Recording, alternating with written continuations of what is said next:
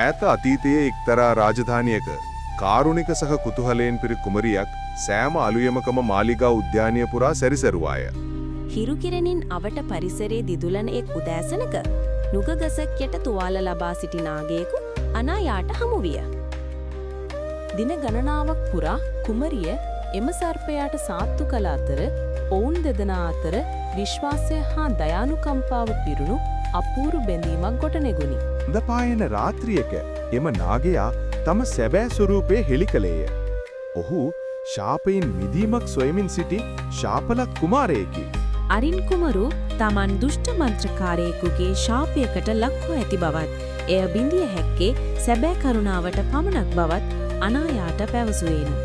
කුමරුගේ නැවත පැමිණීමේ පුවත රාජධානිය පුරා වේගයෙන් පැතිර ගිය අතර මුළු රාජධානියම ඔවුන්ගේ ආශ්චර්යමත් ප්‍රේමය සමරනු ලැබීය. මෙලෙසින් කරුණාව සහ ධෛර්යය ඒ හදවත් එක්ක එකට බැඳ තිබූ අතර කුමරිය සහ නාග කුමරු ප්‍රඥාවෙන් සහ ආදරයෙන් රාජ්‍ය පාලනය කළා.